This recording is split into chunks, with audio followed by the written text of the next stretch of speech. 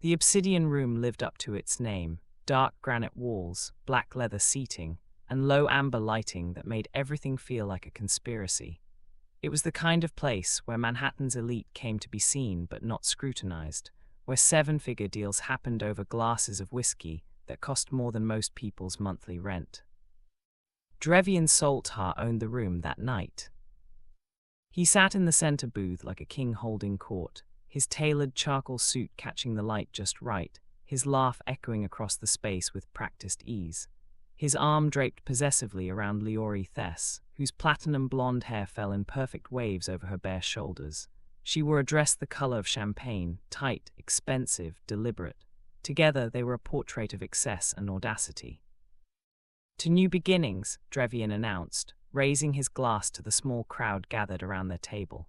His associates, men who moved money across continents, who spoke in corporate euphemisms and calculated risks, raised their glasses in return.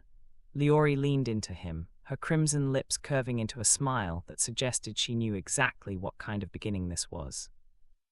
The restaurant hummed with the quiet energy of wealth. Silverware clinked against porcelain. Conversations floated on currents of imported wine and insider knowledge. No one raised their voice here. No one needed to. Drevian's phone buzzed on the table. He glanced at it, another message from an unknown number, and dismissed it with a flick of his wrist. The third one tonight, probably some desperate employee or a jealous competitor. He had enemies, success guaranteed that, but tonight wasn't about them. "You're distracted," Leori murmured, her fingers tracing the lapel of his jacket. Her voice carried the slight accent of someone who'd learned English in expensive European schools. "Never," Drevian replied, catching her hand and bringing it to his lips. The gesture earned approving chuckles from his tablemates. He was performing, and he knew it. Every moment with Leori was a performance, proof that he could have whatever he wanted, whenever he wanted it. The head waiter approached with another bottle of Dom Perignon, this one sent by an admirer from across the room. Drevian acknowledged the gift with a casual nod, the kind that said he expected such tributes. Leori poured herself a glass, the liquid golden in the amber light. "Tell me something," one of Drevian's associates said, a silver-haired man named Garrett whose hedge fund had survived 3 recessions. "How does a man like you manage to keep getting luckier?" Drevian's smile was all teeth. "Luck has nothing to do with it, Garrett. I make my own fortune." It was the kind of answer that required no elaboration, the kind that men like Garrett understood instinctively. The world belonged to those bold enough to take it. Then the doors opened. Not the main entrance, the side doors that led from the private elevator, the ones reserved for VIP arrivals. The maitre d' hadn't announced anyone. The hostess looked confused, checking her tablet as if searching for a reservation that didn't exist. A woman stepped inside. She was pregnant, unmistakably so, her belly round beneath a flowing navy dress that somehow made her look more regal than vulnerable. Her dark hair was pulled back in a simple twist, no elaborate styling, no desperate bid for attention. She wore minimal makeup, and yet her presence commanded the room in a way that Leori's carefully constructed glamour never could. She didn't look around frantically, didn't search the crowd with desperate eyes. She knew exactly where she was going. Behind her, 3 children entered in a silent line. Identical triplets, perhaps 6 years old, with the same dark hair and sharp features. 2 boys and a girl, each wearing coordinated but distinct outfits, one in charcoal grey, one in deep blue, one in forest green. They moved with eerie synchronization, their eyes fixed straight ahead. The restaurant's ambient noise didn't stop exactly. It transformed. Conversations stuttered. Heads turned with the slow, inevitable gravity of a car crash no one could look away from.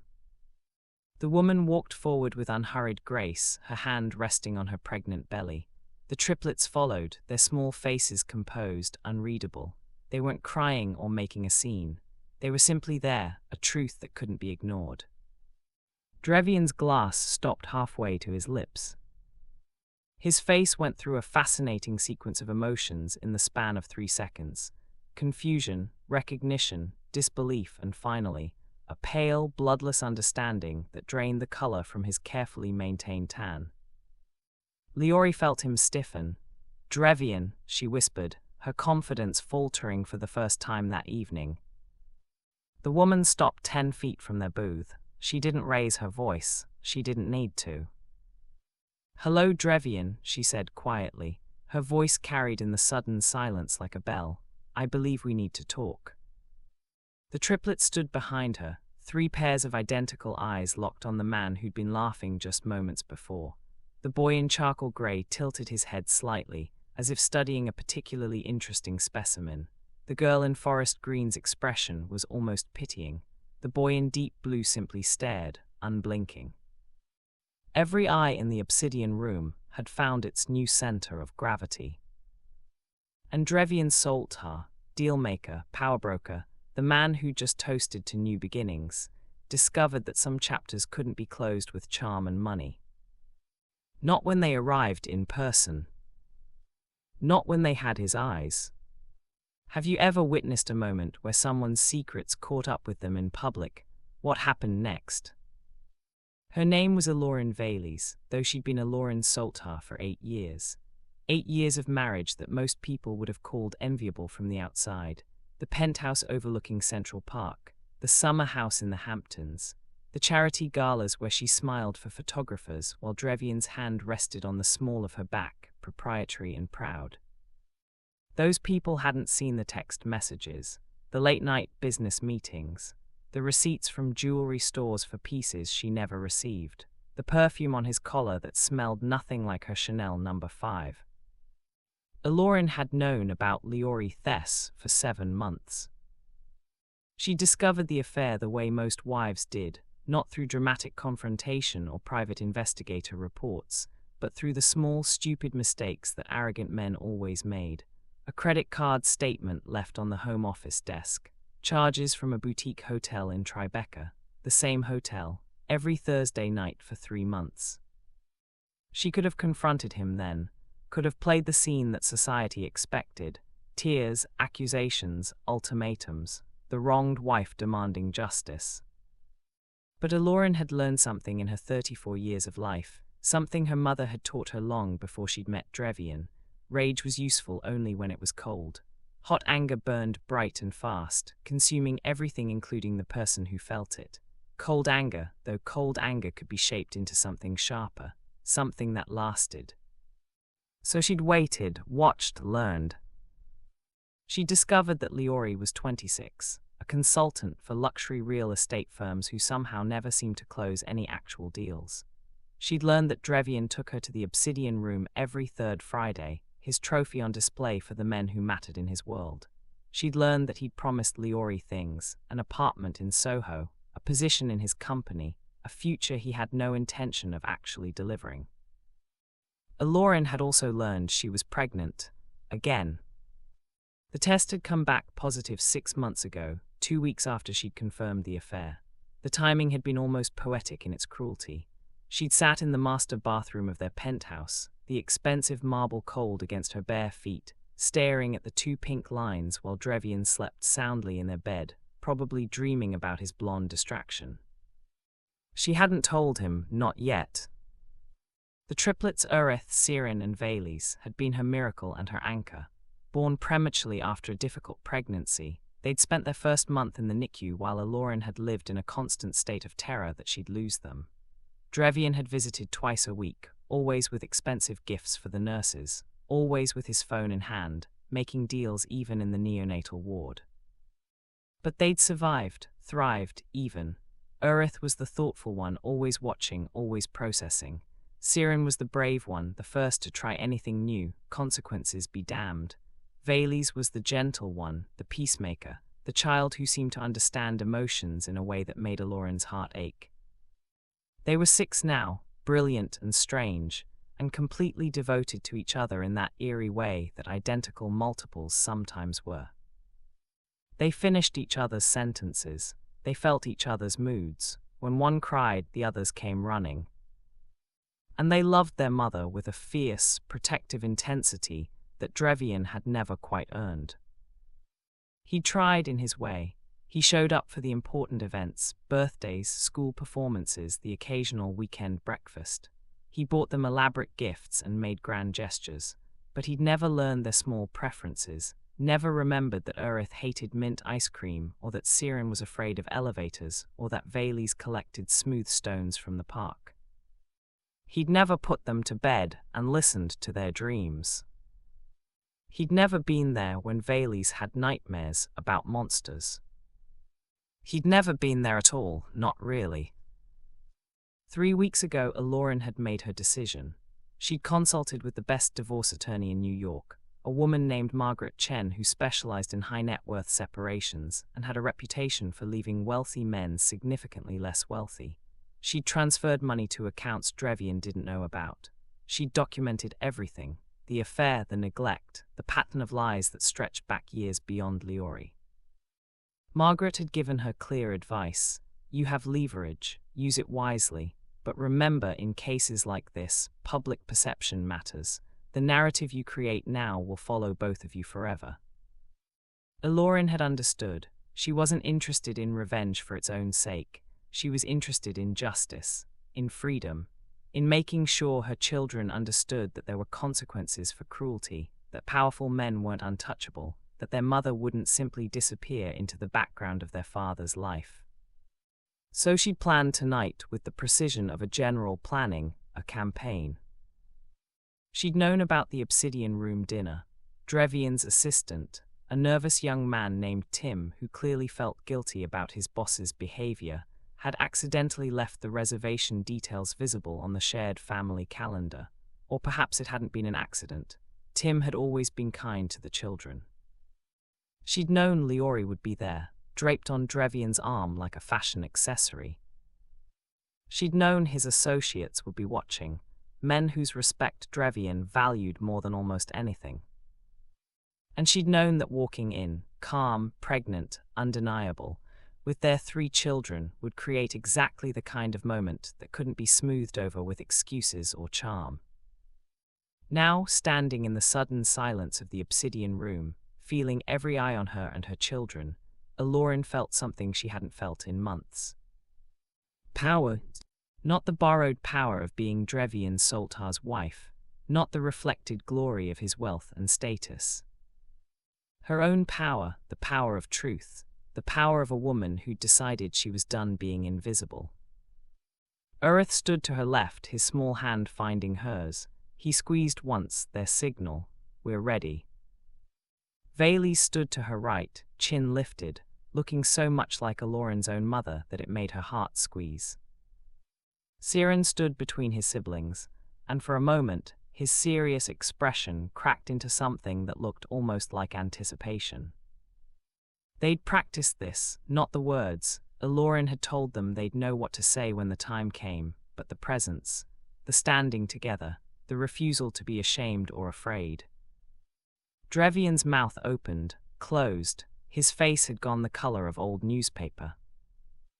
Eloryn looked between them, her perfectly made-up face frozen in an expression of dawning horror.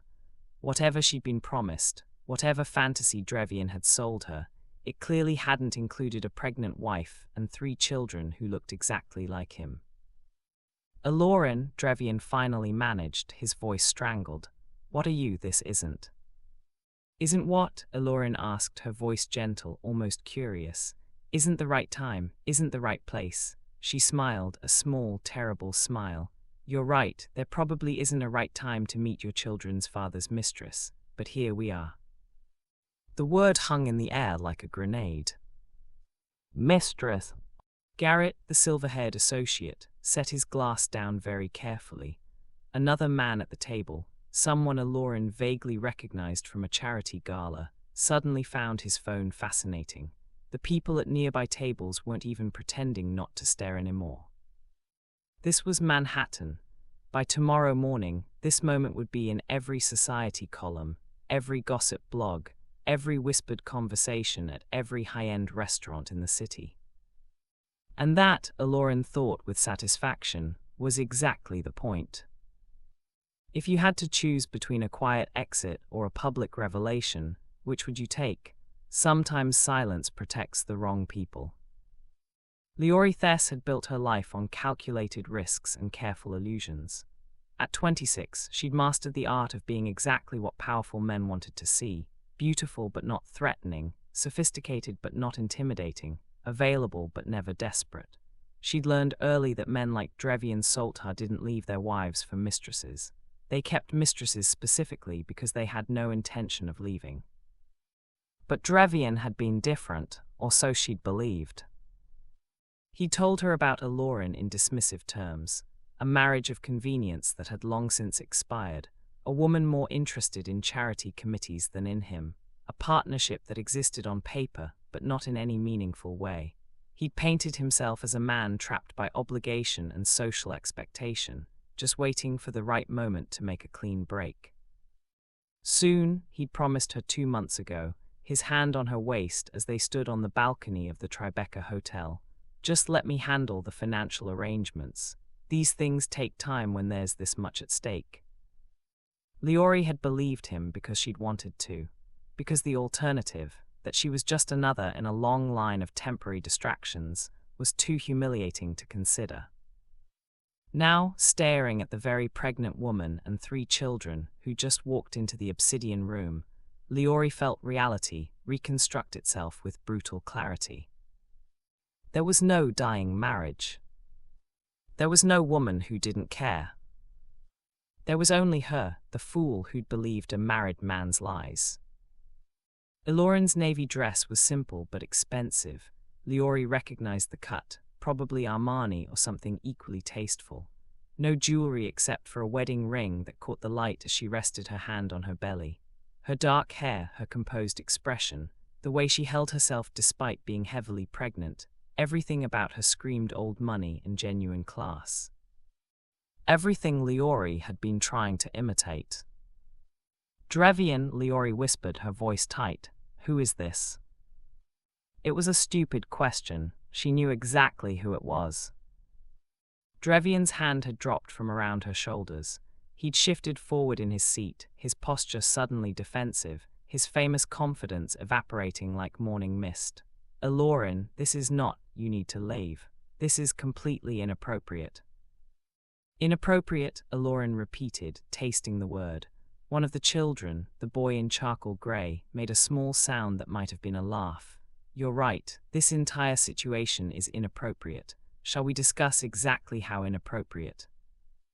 The maitre d' had appeared, wringing his hands, clearly desperate to restore order to his establishment, but entirely unsure how to proceed. This wasn't a drunk patron or a loud argument. This was something else entirely, something that required a delicacy beyond his training. Mrs. Soltar, he began, his French accent thickening with stress. Perhaps there is a private room where you might. No, Eloryn said simply. Here is fine.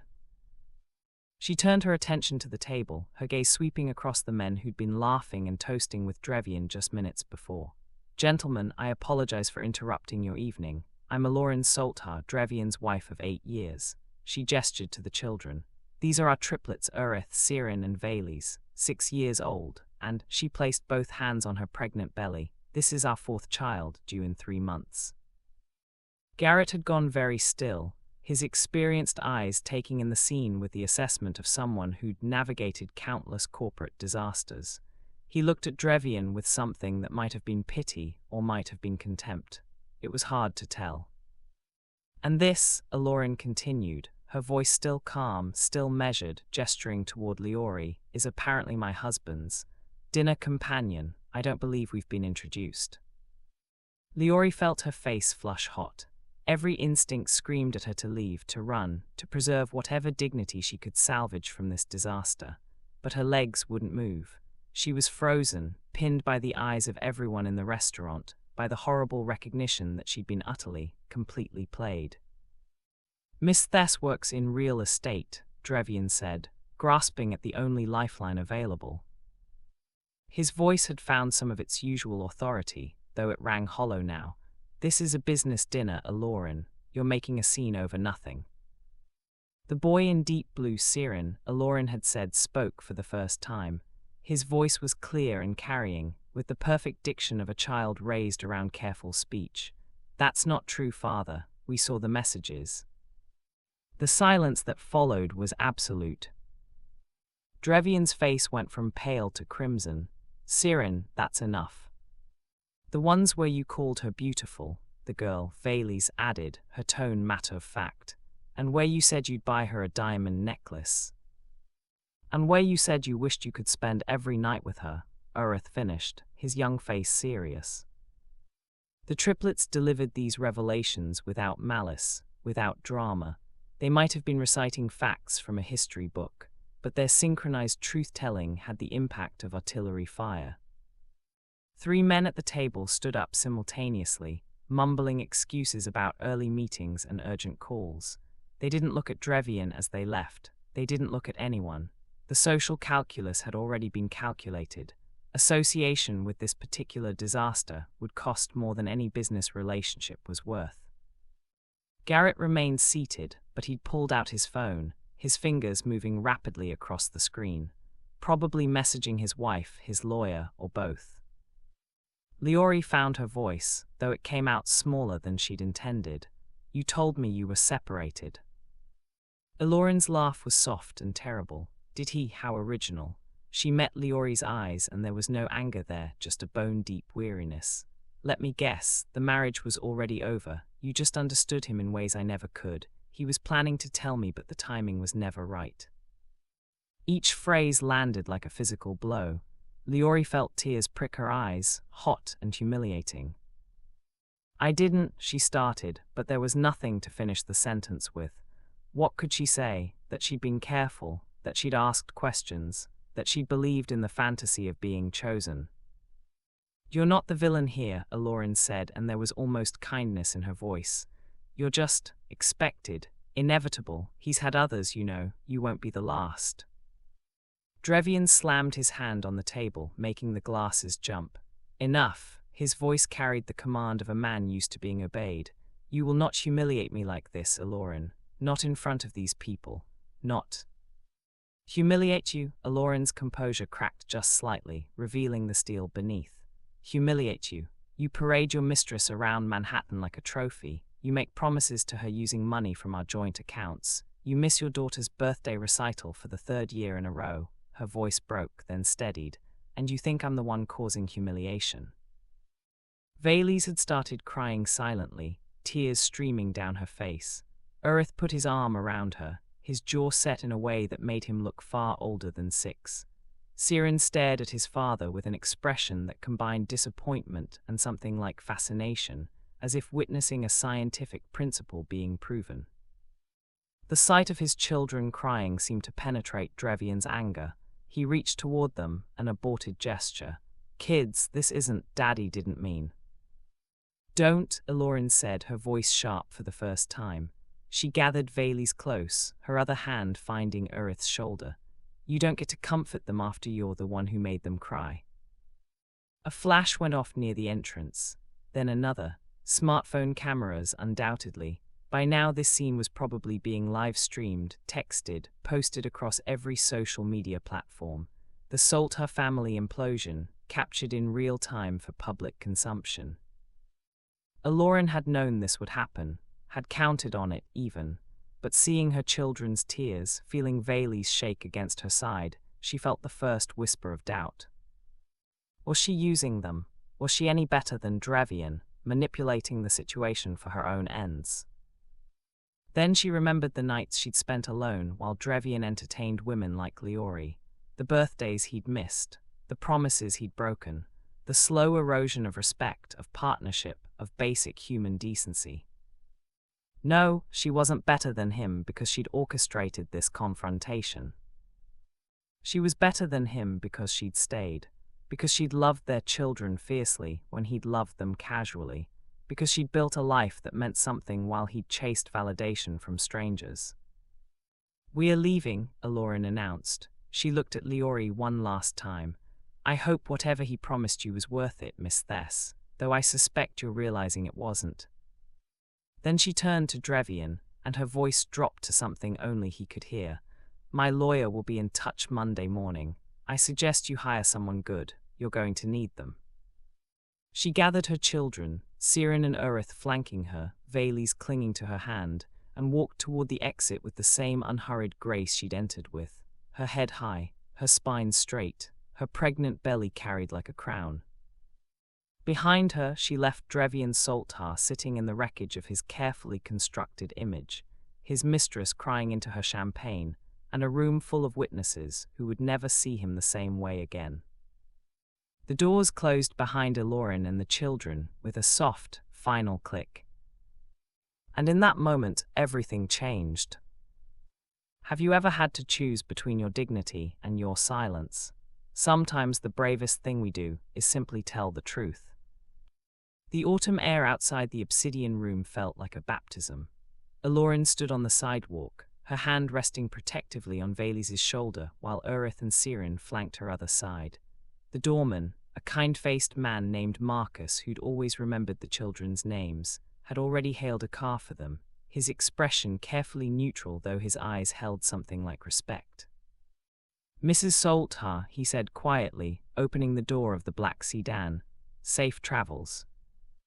"Thank you, Marcus." Eloryn helped the children into the back seat, arranging them with the practiced efficiency of a mother who'd done this 1,000 times. Vales in the middle, still sniffling. Urith and Siren on either side, their hands finding their sisters automatically. As the car pulled away from the curb, Eloryn looked back once. Through the restaurant's tinted windows she could see shapes moving, Drevian standing now, gesturing emphatically.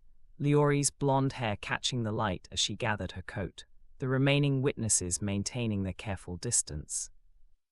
"Mama," Vales' voice was small, "did we do the right thing?" Eloryn pulled her daughter close, breathing in the scent of her strawberry shampoo. "Yes, sweetheart, we did exactly the right thing." "Father looked angry," Urith observed, his analytical mind already processing the evening's events. "Angrier than I've ever seen him." Siren's voice held a note of wonder. "Everyone was staring at us, did you see? Even the people at the other tables stopped eating." "That was the point," Eloryn said softly.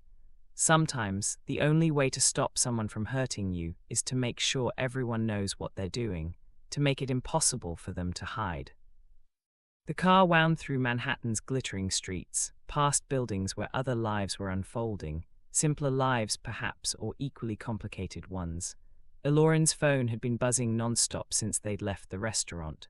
She'd glanced at it once, 17 missed calls, 43 text messages, and climbing. She turned it off. Tomorrow would bring the real battle. Tonight, she needed to get her children home, tuck them into bed, and fortify herself for what came next. But even as they drove through the city she'd called home for 8 years, Eloryn felt something unfamiliar stirring in her chest. Not fear, not regret. Hope. Back at the obsidian room, Drevian Soltar was discovering what it felt like to be the subject of fascination rather than admiration. Leori had fled within minutes of Eloryn's departure, her champagne-colored dress disappearing into a waiting Uber before Drevian could formulate a coherent response. She hadn't said goodbye, hadn't even looked at him, just grabbed her clutch and ran, her stilettos clicking against marble like a countdown. Garrett was the last of his associates to leave. The older man stood slowly, straightening his tie with deliberate care.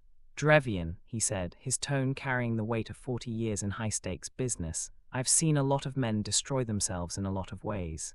This," he gestured vaguely at the empty booth, the abandoned glasses, the watching crowd, "this was spectacularly stupid." "Garrett, wait." "No," Garrett's voice was firm. "The Pemberton deal, I'm out. I can't afford to be associated with this kind of publicity. My wife would kill me. And more importantly, my board would vote me out." He paused at the edge of the table. "Get your house in order, Drevian, because right now you don't have one." Then he too was gone, leaving Drevian alone in a booth designed for celebration, surrounded by the detritus of his ruined evening. His phone erupted with notifications. He scrolled through them with growing horror. "Dude, you're trending on Twitter, not in a good way.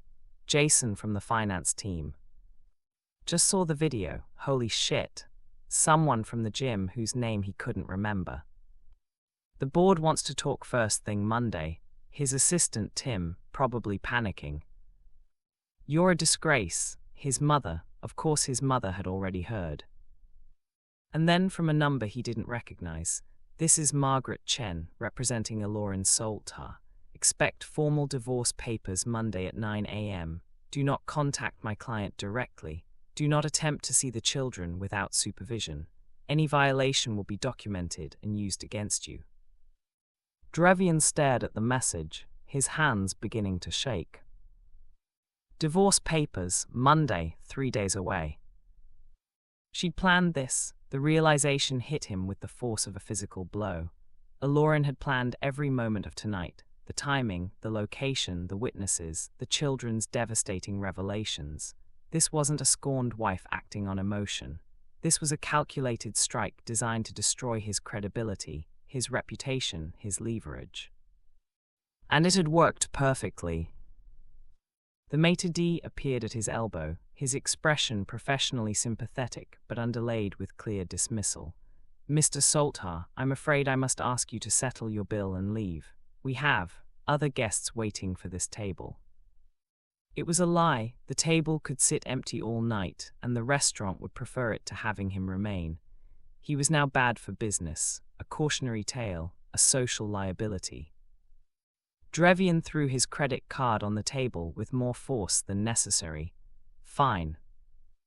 As he waited for the check, he pulled up social media, something he rarely did, preferring to have assistants manage his online presence. The #Obsidian Room showdown was already trending. Someone had captured video of the entire confrontation. The footage was grainy but clear enough. Eloryn walking in, pregnant and dignified. The triplets lined up behind her, his own face going white with shock. The comments were brutal.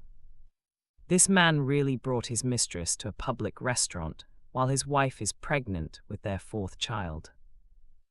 Those poor Barbies having to confront their father like that. The wife is a queen for this. Zero drama, just walked in and destroyed him with facts. My man really thought he was untouchable. El Mao. CEO culture is toxic. These rich men think they can do whatever they want. One comment had over 50,000 likes. Notice how calm she was, how collected. That's not a woman acting on impulse. That's a woman who's been planning her exit strategy for Months, and I'm here for it. Drevian felt bile rise in his throat. His carefully cultivated image, the successful CEO, the family man, the philanthropist, was being shredded in real time by thousands of strangers who'd never met him but felt entitled to judge him. The worst part, they were right. He signed the check without looking at the total and stood, ignoring the eyes that tracked his movement across the restaurant. Outside, his driver was waiting. At least some things remained reliable. He climbed into the back of the town car and gave an address that wasn't home. He couldn't go home. Home was the penthouse he shared with Eloryn, filled with evidence of the life he'd taken for granted. The children's artwork on the refrigerator, Eloryn's carefully curated book collection, the family photos from vacations he'd been too distracted to enjoy. Instead, he directed the driver to his office building in Midtown. He had a private suite there, a space he sometimes used when working late, or when avoiding his family, or when meeting women like Eloryn. The irony wasn't lost on him. At the penthouse, Eloryn moved through the familiar rooms with her children, helping them into pajamas, brushing teeth, reading bedtime stories, all the small rituals that made up the architecture of family life. Drevian had never understood how important these moments were, how they built trust and security and love in ways that expensive gifts never could. Is father coming home tonight? Siren asked as Eloryn tucked him in. I don't know, sweetheart. Good, Valise murmured from her bed across the room. Then, seeming to realize how that sounded, she added, I'm not ready to see him yet.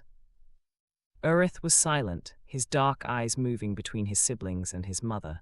Finally, he said, You're going to leave him, aren't you? That's what tonight was about. Eloryn sat on the edge of his bed, taking his small hand in hers. Yes, I am. Are you okay with that? The three children exchanged one of their silent communications, that eerie triplet telepathy that still amazed Eloryn even after 6 years. We've known for a while that something was wrong, Urith said carefully. The way Father looked at you when he thought we weren't watching, the way he was never here, the way you cried sometimes when you thought we were asleep. Eloryn felt her throat tighten. You knew I was crying. We hear things, Valys admitted. We didn't want to make it worse by saying anything.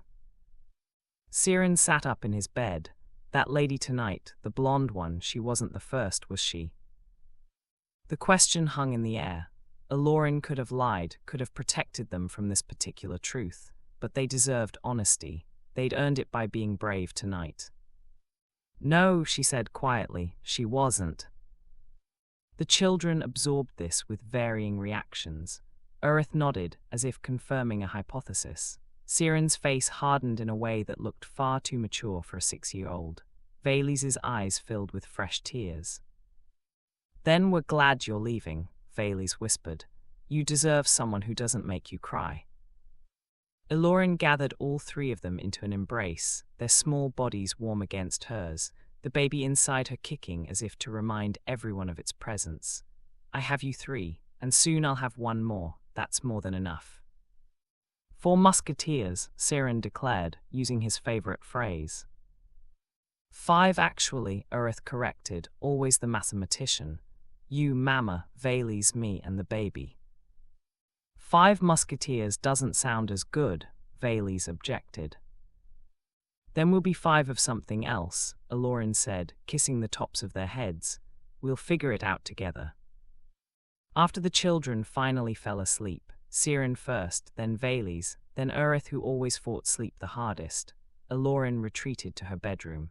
Not the master suite she'd shared with Drevian, but the guest room she'd been sleeping in for the past 2 months. She sat on the bed and finally allowed herself to turn her phone back on. The messages flooded in, friends she hadn't spoken to in years, expressing shock and support, acquaintances from charity boards, some supportive, some clearly just fishing for gossip. Her sister in Boston. Oh my God, I just saw. Are you okay? Do you need me to come down there? I can be on a train in an hour. And buried among them, 3 messages from Drevian. We need to talk. This is insane, Eloryn. Call me. You've made your point. Can we please discuss this like adults? Eloryn deleted them without responding. Margaret Chen had been clear, no direct contact, everything through lawyers now. The marriage was over, only the paperwork remained. There was one message that made her pause, though, from Leori Thess. I'm sorry I didn't know about any of it, he told me. It doesn't matter what he told me, I should have known better. I'm sorry about your children. I'm sorry about tonight, I'm just sorry. Eloryn stared at the message for a long time. She could respond with anger, with recrimination, with all the venom that the other woman arguably deserved.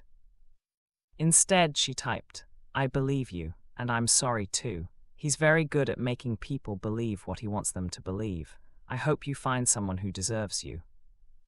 She hit send before she could reconsider, then turned off her phone again.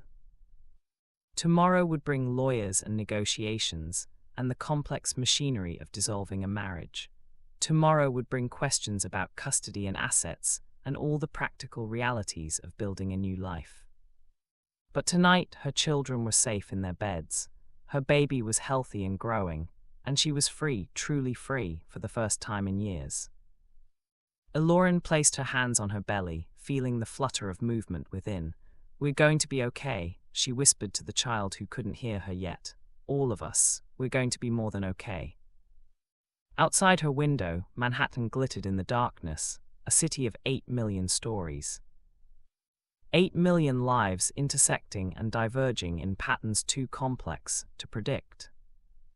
Hers was just one story among millions.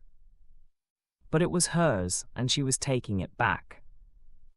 When have you had to rebuild your life from scratch? What did you learn about your own strength? Drop in the comments. Margaret Chen's office was nothing like the sterile corporate spaces Eloryn had imagined. Located in a brownstone in the West Village, it felt more like a professor's study than a lawyer's workspace. Floor-to-ceiling bookshelves, warm lighting, Persian rugs over hardwood floors, and the faint scent of jasmine tea. Margaret herself was in her early 50s, with silver-streaked black hair pulled into a neat bun and reading glasses perched on her nose. She wore a charcoal suit that screamed competence without ostentation, and when she shook Eloryn's hand Monday morning, her grip was firm and reassuring. "Mrs. Salter, please sit." Margaret gestured to a comfortable leather chair across from her desk. "Can I offer you tea? Water? I have ginger tea if the pregnancy is causing any nausea." "Ginger tea would be wonderful, thank you." Eloryn settled into the chair, grateful to be off her feet. The baby had been particularly active this morning, as if sensing the importance of the day. Margaret poured from a delicate ceramic pot, her movements practiced and calm. "First, let me say, that was quite the performance Friday night. I've been doing this for 23 years, and I've never seen anyone execute a public confrontation with such precision. The video has over 2 million views now, you know." Eloryn accepted the tea, wrapping her hands around the warm cup. "I didn't do it for the views." "No, you did it to shift the power dynamic, and it worked."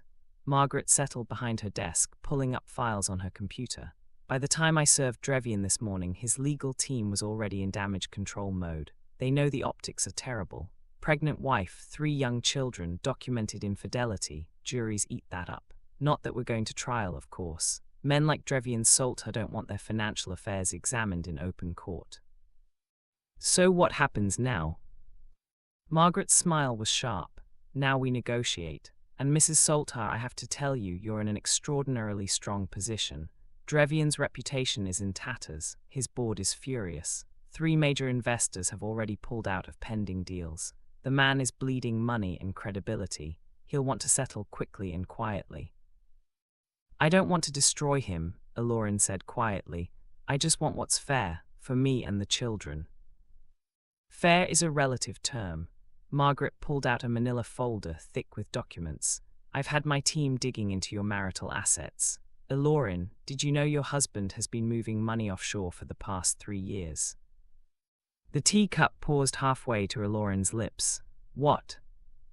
"Cayman Islands accounts, shell corporations in Delaware. Very sophisticated arrangements, clearly designed to hide assets in the event of exactly this scenario."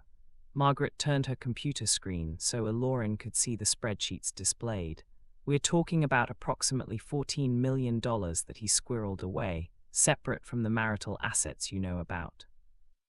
Eloryn stared at the numbers, her mind racing. "He's been planning this, planning to leave me. Or planning to protect himself if you left him.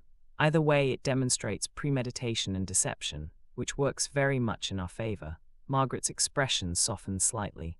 "I know this is a lot to process, but here's what it means practically. We can argue for a much larger settlement than you might have anticipated. The prenuptial agreement you signed before marriage becomes largely irrelevant when we can prove he's been hiding marital assets." The prenup, Eloryn remembered signing it 8 years ago, young and in love, barely reading the terms. Drevian's lawyers had assured her it was standard, just a formality. She'd believed them because she'd believed in him, believed in their future together. What a fool she'd been. "How much are we talking about?" Eloryn asked, her voice steady despite the storm of emotions churning inside her. Margaret consulted her notes. "Between documented assets and what we can recover from his hidden accounts, I believe we can secure somewhere between $35 and $40 million, plus the penthouse, plus full physical custody of the children with supervised visitation only, plus child support for all 4 children until they reach 18, plus—" "Wait," Eloryn held up her hand. "Supervised visitation. Margaret, I don't want to keep the children from their father entirely. Despite everything, they love him, and he does love them in his own limited way." Margaret leaned back in her chair, studying Eloryn with an expression that seemed to combine respect and concern. "Mrs. Salter, Eloryn, I understand that impulse. You're a kind person, but let me be very clear. Drevian Salter has already demonstrated that his children are not his priority. He missed birthdays, school events, countless ordinary moments. He exposed them to his infidelity, either through carelessness or arrogance. And Friday night, when confronted with their pain, his first instinct was anger and self-preservation, not remorse. "I know all that," Eloryn said, "but they still need a father, even an imperfect one. Then we can arrange for unsupervised visitation once he completes a parenting course and demonstrates consistent engagement. But initially, I recommend supervised visits. It protects the children, and it gives us leverage in negotiations." The word leverage sat uncomfortably. Eloryn understood the necessity of strategic thinking in divorce proceedings, but using her children as bargaining chips felt wrong, even if it was standard practice. "Let me think about it," she said finally. Margaret nodded. "Of course, we have time. Drevion's team has requested a meeting for Wednesday. They want to discuss terms before this gets any messier.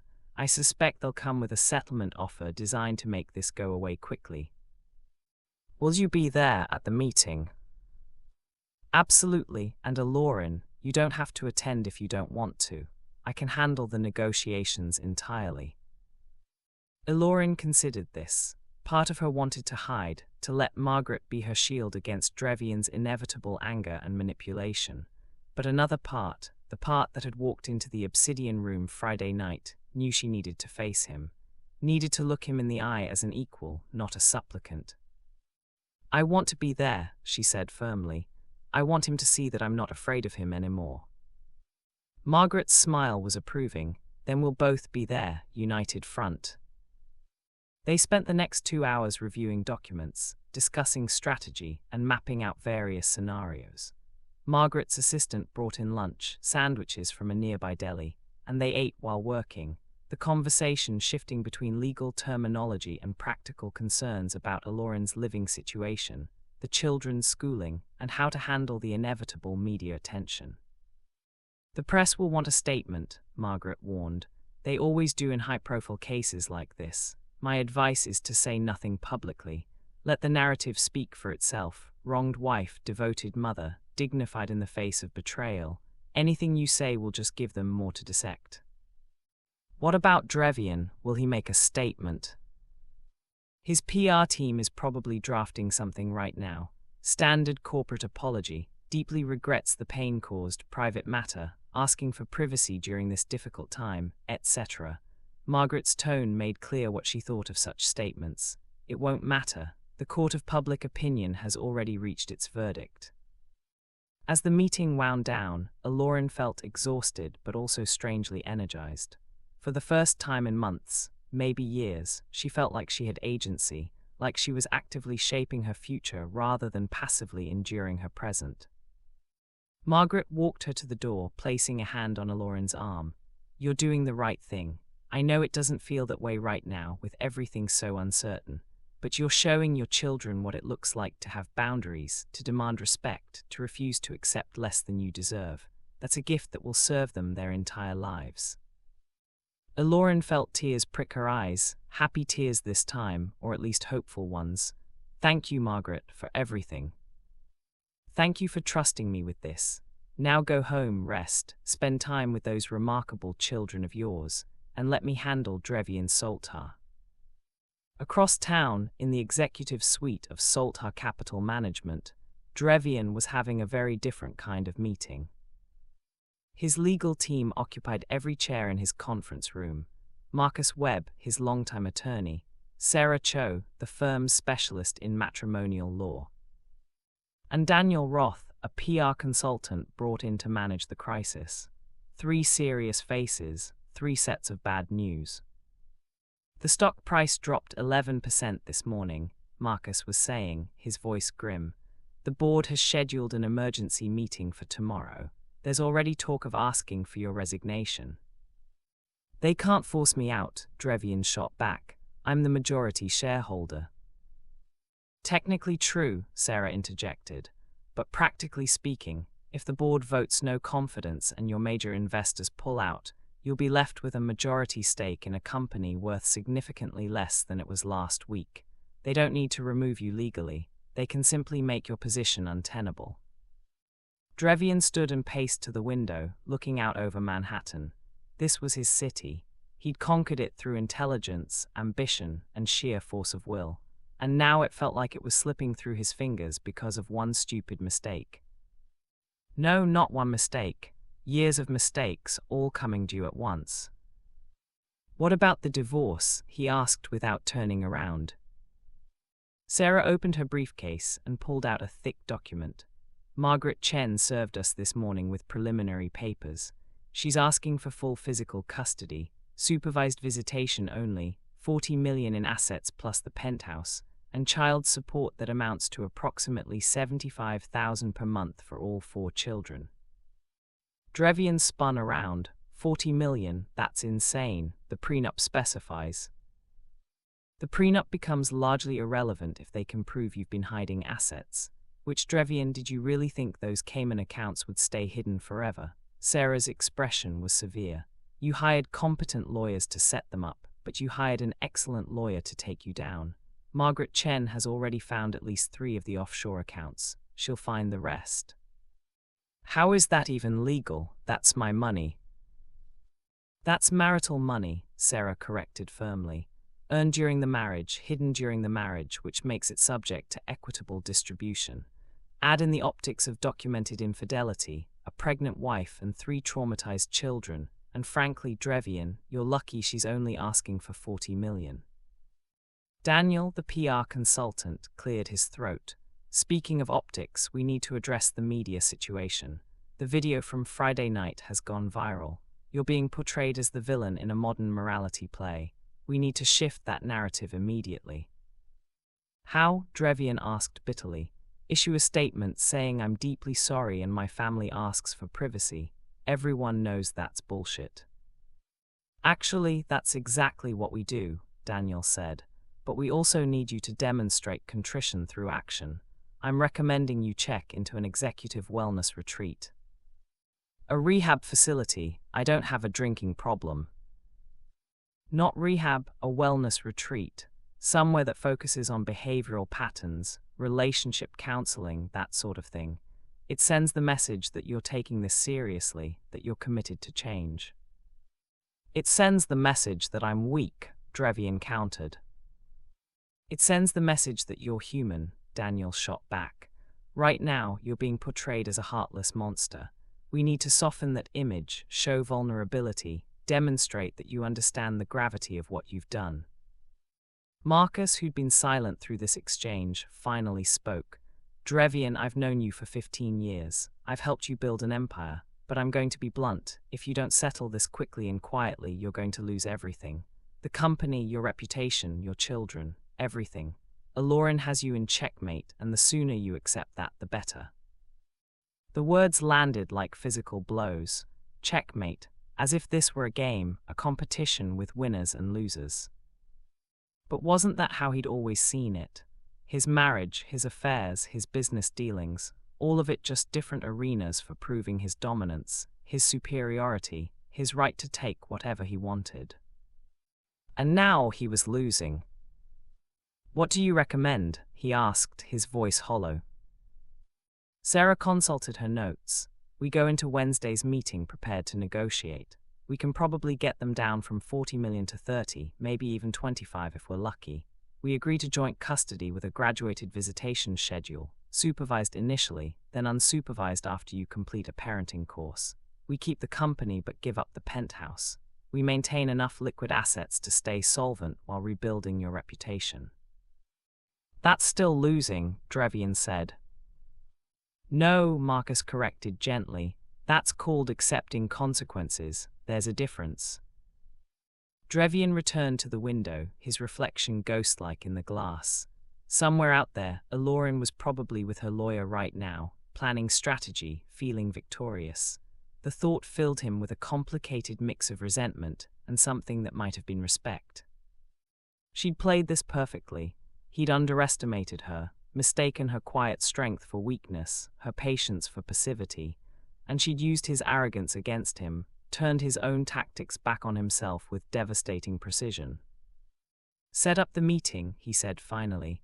Wednesday afternoon, and Marcus, find out what she really wants. Not what a lawyer is asking for, but what Eloryn actually wants, because I don't think it's just money. After his legal team filed out, Drevian sat alone in his office. The city spread out before him like a kingdom he no longer ruled. His phone buzzed with another message from Eloryn, the fifth one since Friday night, all of them variations on "I'm sorry and I didn't know and please don't hate me." He deleted it without responding. Eloryn had been a symptom, not the disease. The disease was his own emptiness, his constant need for validation, his inability to be satisfied with what he had. When had it started? When had he stopped seeing Eloryn as a partner and started seeing her as an obligation? When had his children become photo opportunities rather than people he cherished? He couldn't pinpoint a single moment.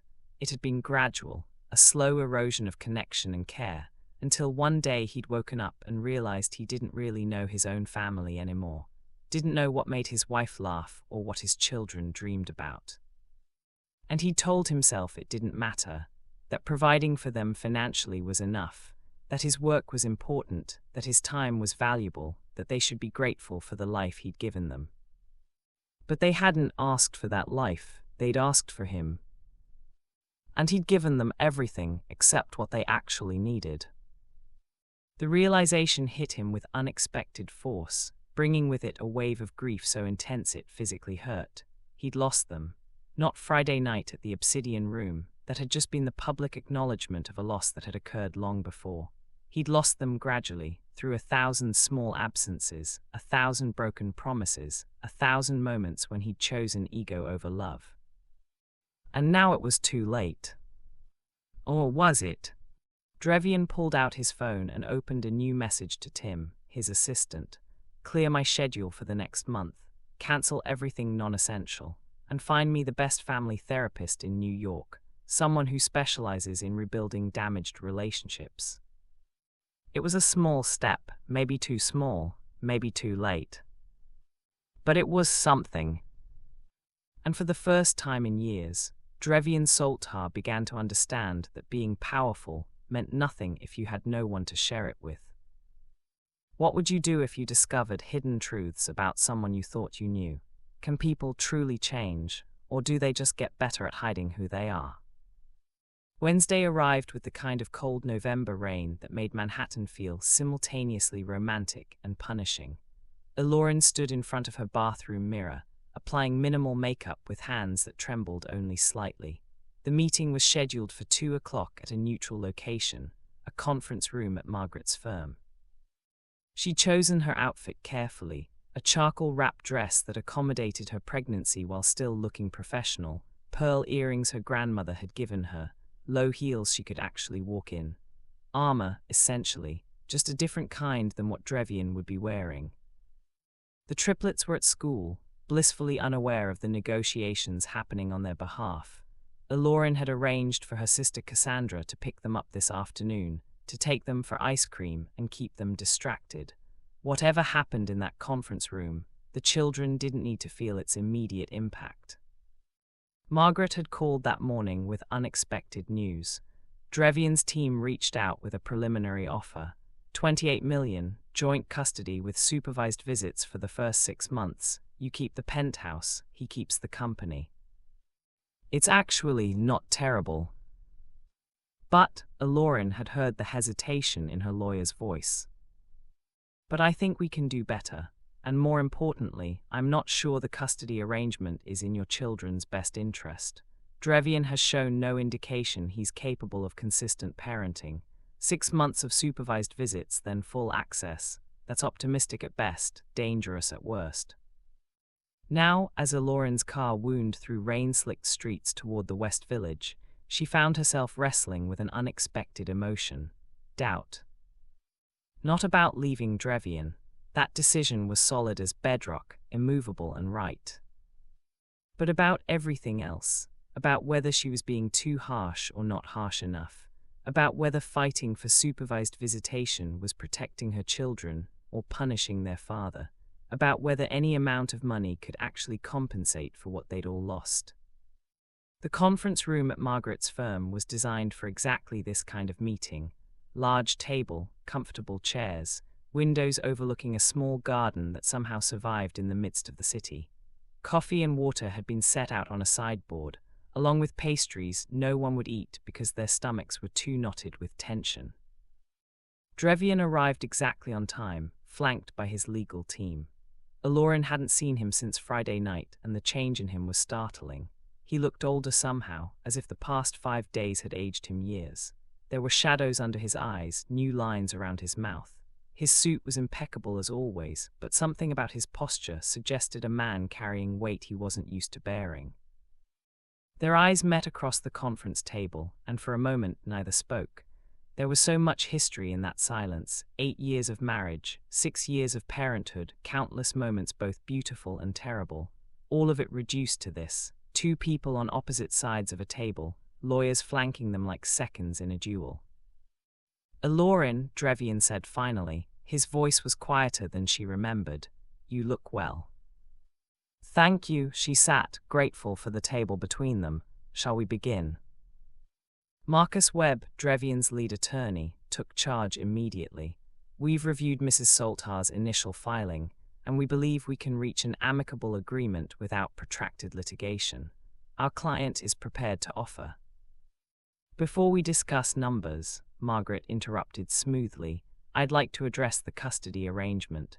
Mrs. Saltar has some concerns about the proposed schedule." Sarah Cho, Trevian's matrimonial specialist, frowned. "The proposal allows for supervised visits transitioning to joint custody. That's quite generous considering the circumstances." "Generous?" Margaret's eyebrow arched. "Mr. Saltar has been essentially an absent parent for the past 6 years. The children barely know him, and now he wants equal access." "That's not fair," Trevian interjected, his voice sharp. "I've been present, I've provided for them. You've missed 4 birthdays, countless school events, and you didn't even know what grade they're in when my associate asked you last week," Margaret said, consulting her notes. "You guessed 2nd grade, they're in 1st. The color drained from Trevian's face. "I misspoke, I was under stress." "This isn't about a mistake," Eloryn said, her voice cutting through the legal posturing. Everyone turned to look at her. "This is about a pattern. Trevian, you've been a provider, not a parent. There's a difference." "I love my children," Trevian said, and there was something raw in his voice that made Eloryn pause. "I know I haven't been. I know I've failed them in many ways, but I do love them." "Love requires presence," Eloryn replied. "Love requires showing up, not just for the big moments, but for the ordinary ones. Reading bedtime stories, helping with homework, knowing that Urith is afraid of thunderstorms and Sirin won't eat anything green and Valys needs her stuffed rabbit to sleep." Trevian's jaw tightened. "I can learn those things." "You should have learned them years ago."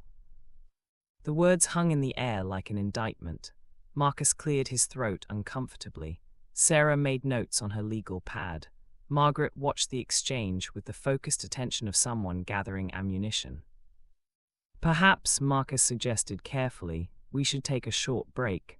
Allow everyone to collect their thoughts." Margaret nodded. 10 minutes. The lawyers filed out, leaving Eloryn and Trevian alone in the conference room. The rain continued its steady percussion against the windows. Somewhere in the building, a phone rang. Normal sounds, ordinary moments, while their marriage officially dissolved. "You've humiliated me," Trevian said quietly once they were alone. "You know that, right? The video, the public spectacle, all of it. You've destroyed my reputation." "No," Eloryn corrected. "You destroyed your reputation. I just made sure everyone could see what was already true. I never meant to hurt you, or the children." "And yet you did, repeatedly, deliberately." She paused, then asked the question that had been haunting her. Was Leori the first? Trevian's silence was answer enough. "How many?" Eloryn pressed. "Does it matter?" "Yes, it matters, because I need to know how long I've been living a lie." Trevian stood and walked to the window, his back to her. When he finally spoke, his voice was barely audible. 6 over the course of our marriage. None of them meant anything. They were just distractions. 6 women, 6 betrayals. 6 times he'd chosen temporary validation over their marriage vows. Eloryn felt something crack inside her chest, not her heart breaking, because that had happened long ago. This was different. This was the final dissolution of any lingering hope that there had been something salvageable, something worth fighting for. "Why?" she asked. "Why marry me if I was never going to be enough?" Trevian turned to face her, and she was shocked to see tears in his eyes. "You were always enough, Eloryn. That was the problem. You were enough, and I still wanted more. Not because of anything you lacked, but because of something broken in me. Something that can't be satisfied, can't be filled, no matter how much I have or who I'm with." It was the most honest thing he'd said to her in years, maybe ever. "I need you to understand something," Eloryn said, her voice steady despite the emotion churning inside her. "I don't hate you, Trevian. I probably should, but I don't. I'm just tired of pretending, tired of making excuses, tired of building a life around someone who was never really there." "I want to change," Trevian said, and there was desperation in his voice now. "I've found a therapist. I'm willing to do the work, if you could just give me another chance." "No," the word was gentle but absolute. "Not for us, that's over, but for the children. Maybe you can change for them. Maybe you can learn to be the father they deserve instead of the father you've been." "How do I do that?"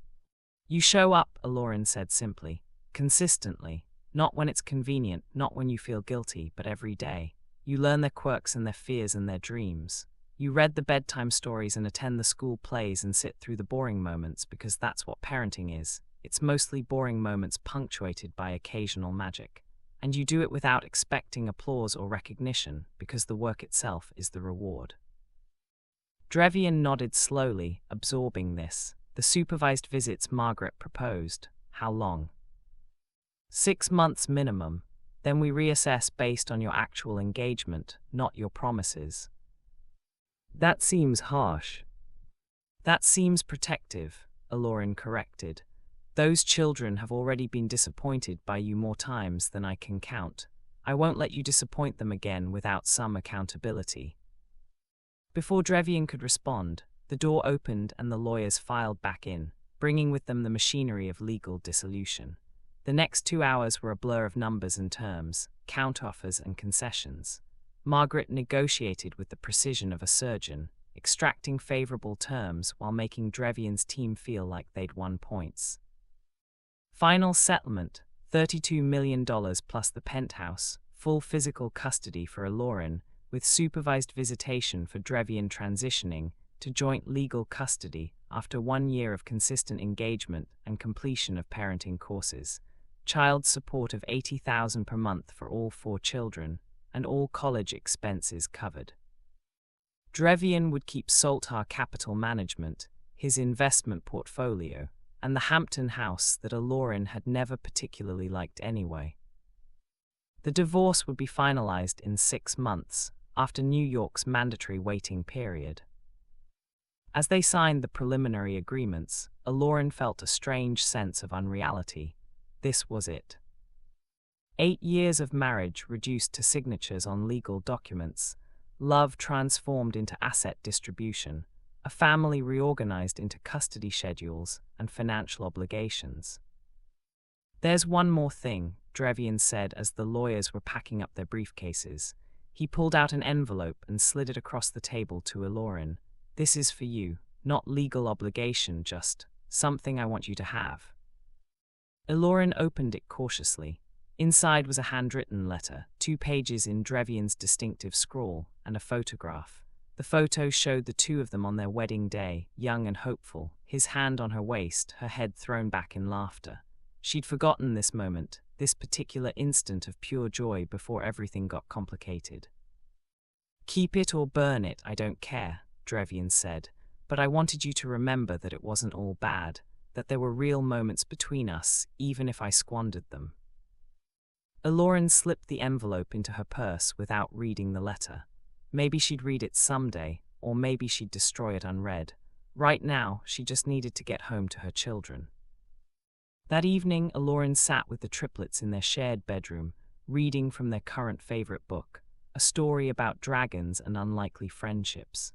Valys was curled against her left side, Siren against her right, and Urith sat at the foot of the bed, his serious eyes tracking the illustrations.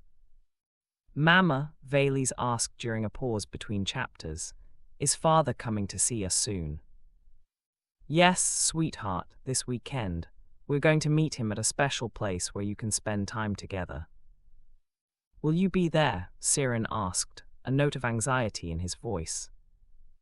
"I'll be nearby, but this will be time just for you and your father." Urith frowned. What if we don't want to see him? It was the question Eloryn had been dreading. "I know you're angry at him right now, and that's okay. You're allowed to feel however you feel, but he's still your father and he does love you. He's just learning how to show it better." "People don't change," Urith said with the certainty of a 6-year-old who'd seen too much. "Sometimes they do," Eloryn said gently. "Sometimes people surprise us, and sometimes they don't. But we give them the chance either way, because that's what love is. It's giving people chances even when they don't deserve them, while also protecting ourselves if they waste those chances." It was a complex idea for children so young, but the triplets had always been preternaturally mature, forced to grow up too quickly by the instability in their home. "What if he hurts you again?" Valys whispered. Eloryn pulled her daughter closer. "He can't hurt me anymore, baby. I won't let him. We're building a new life now, just the 5 of us. And yes, your father will be part of that life, but in a different way, a healthier way." "5 musketeers," Siren said, using the phrase. "5 musketeers," Eloryn agreed, "all for one and one for all." After the children finally slept, Eloryn retreated to her room and finally allowed herself to read Drevian's letter. The words were raw and rambling, alternating between self-recrimination and genuine remorse. He wrote about his childhood, about a father who'd measured love in achievements and money, about learning that affection was transactional and presence was optional. "I'm not making excuses," he'd written. "I'm just trying to explain. I didn't know how to be a husband or a father because I never saw what that actually looked like. I thought providing was enough because that's what my father did. I thought you'd always be there because you always had been. I took you for granted in every possible way, and I'm only now realizing what I've lost." The letter ended with a promise. "I'm going to be better for our children. Not to win you back, I understand that ship has sailed, but because they deserve a father who shows up, who knows them, who loves them without conditions. I'm going to be that father, even if it takes me the rest of my life to figure out how." Eloryn folded the letter and placed it in the drawer of her nightstand, alongside other relics from her marriage, old anniversary cards, ticket stubs from trips they'd taken, photographs from happier times.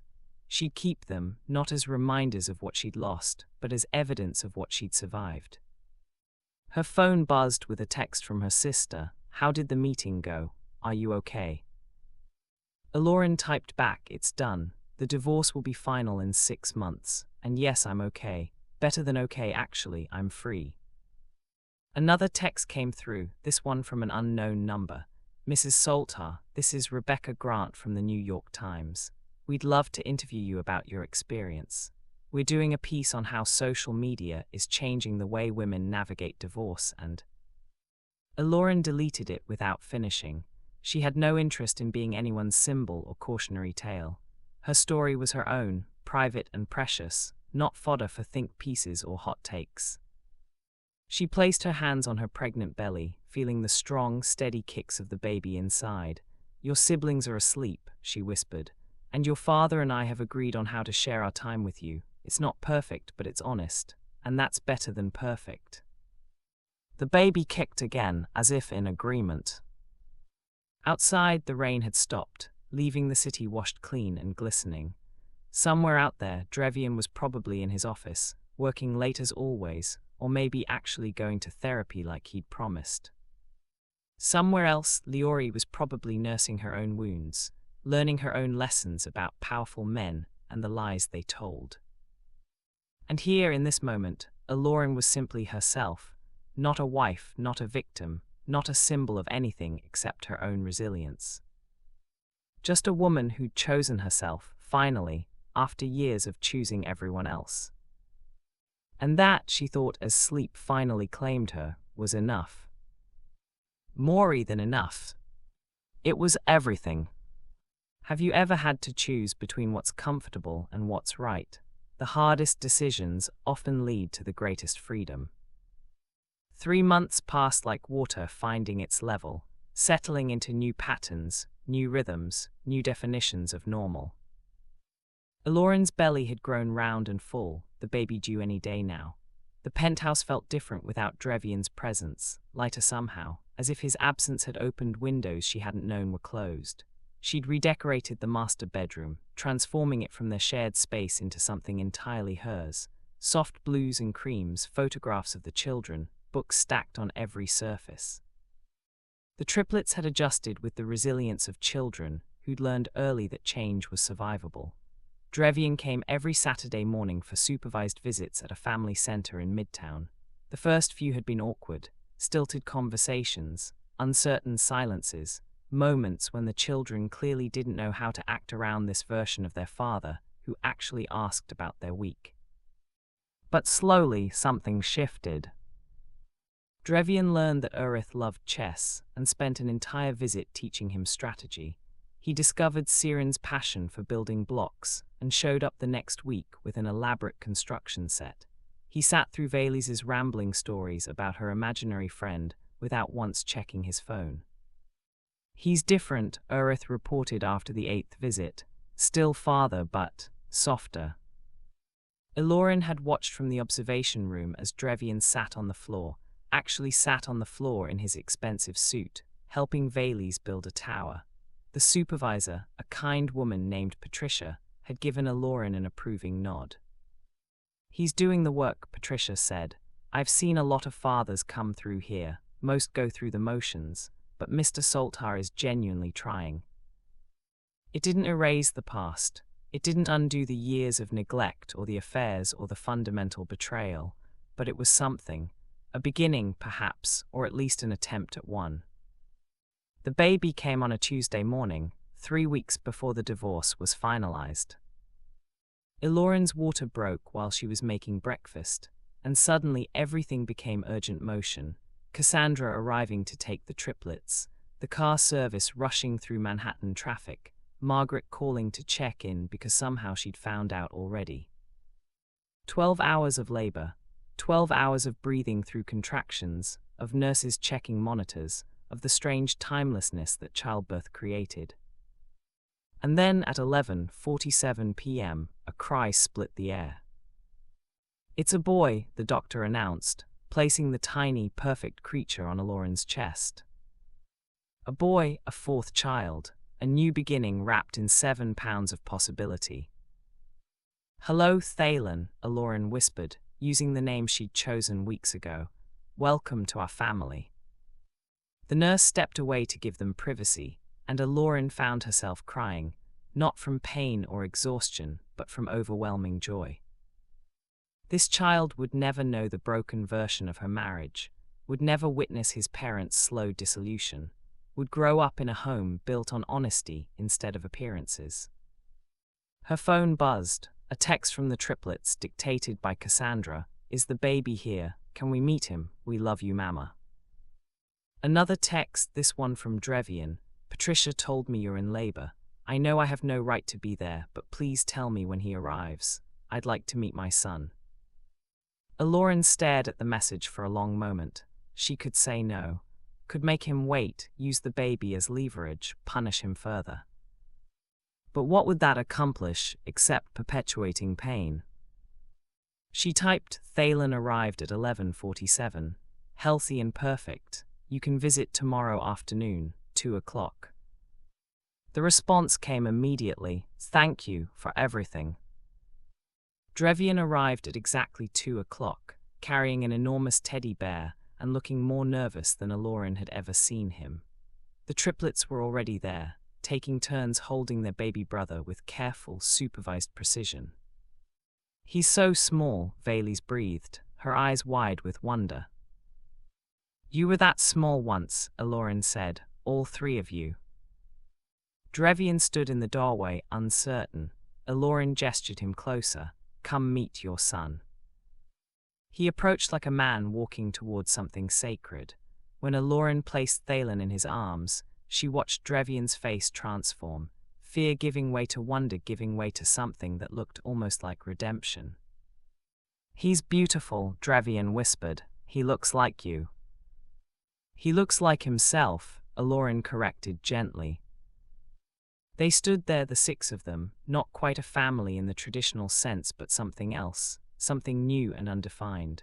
The triplets clustered around their father, all of them gazing at their baby brother. Drevian's eyes were wet with tears he didn't try to hide. I'm going to be better, he said, looking up at Eloryn. For all of them. I know I've said that before, but I mean it. I'm actually doing it this time. I know, Eloryn said, and surprisingly she did believe him. Not because he'd promised, but because she'd watched him slowly, painstakingly, learn to show up. 6 months later, the divorce was finalized. Drevian had completed his parenting courses with perfect attendance. The supervised visits had transitioned to unsupervised ones, and he'd only missed 2 Saturdays, both for legitimate emergencies, both rescheduled immediately. Eloryn stood in her penthouse now, surrounded by her children. The triplets were helping 7-month-old Thalen learn to sit up, their laughter filling the space like music. Her phone rang, Margaret Chen. The final papers came through, Margaret said. You're officially divorced, how does it feel? Eloryn looked around her home, at her children, at the life she'd built from the wreckage of her marriage. It feels like freedom, she said honestly. It feels like the beginning of something real. That evening, as she put the children to bed, Urith asked, Are you happy, Mama? Eloryn thought about it, really thought about it. She was a single mother of 4. Her life was complicated and chaotic and exhausting, but she was also exactly where she was supposed to be, living authentically for the first time in years. Yes, she said, kissing his forehead, I'm very happy. Good, Valles murmured sleepily. You deserve to be happy. So do all of you, Eloryn said, tucking the blankets around them, and we will be, all 5 of us, together. Later, alone in her room, Eloryn opened the drawer where she'd kept Drevian's letter and the wedding photograph. She looked at them one last time, the young couple full of hope, the apology full of regret, and then she placed them in a box marked the past. She didn't need them anymore. Her present was rich enough, her future bright enough. And she, Eloryn Valles, no longer sold her, was finally, beautifully, completely herself. The woman who'd walked into the obsidian room that night had been seeking justice. The woman she'd become had found something better, peace. What would you tell your younger self about the hard choices ahead? Sometimes the end of one story is just the beginning of a better one. Share your thoughts below. Your story might inspire someone who needs to hear it today.